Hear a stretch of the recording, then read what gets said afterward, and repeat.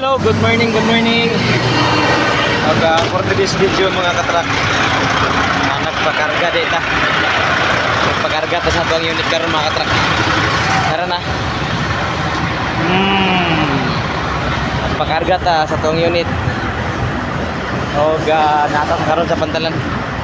Manatong karga. Nata sa pantalan mga katrak. Kining ikaduhang adlaw nga kumbatihay. Kaduhang adlaw nga kumbati sa tuwang barko nga ning abot. Good morning, good morning. Mayong buntag. Mo na. Muning kaganapan karon diri sa pantalan. Nga ako ang karga sa ako ang unit kay 16 bag sling. Bali 800 bags lang na sa mga katrak ano. Biyahe Budigar ta mga katrak. Sa Budigar ni siya paingon kay hasling man ta.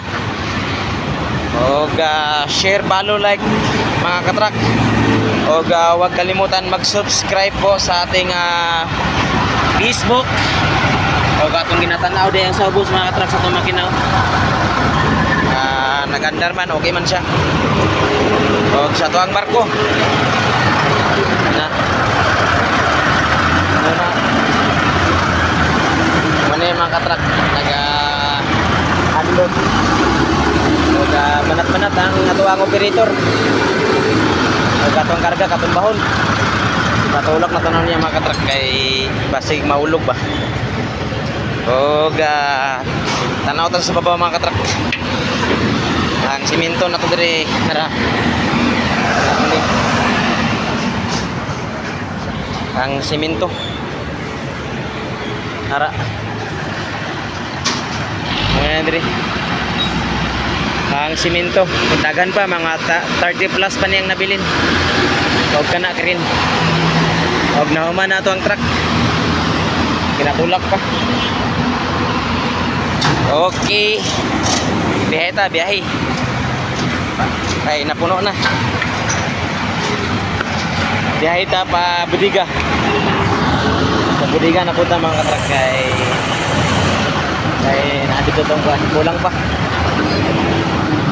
246 kulang pa 2 ka sling. Ikaw checker sa barko no? Muna yung checker sa barko. Nag-vlog ko, nag-vlog. Checker sa barko dito. Gikan sa Cebu, Cebu magikan no? Cebu.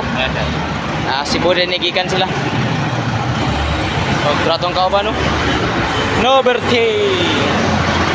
246 kulang pag 2. Uy, patay na. Nagbinungguay na sila. Nagbinungguay ng mga forklift. Okay, thank you for watching mga katrak. 246 kulang isa.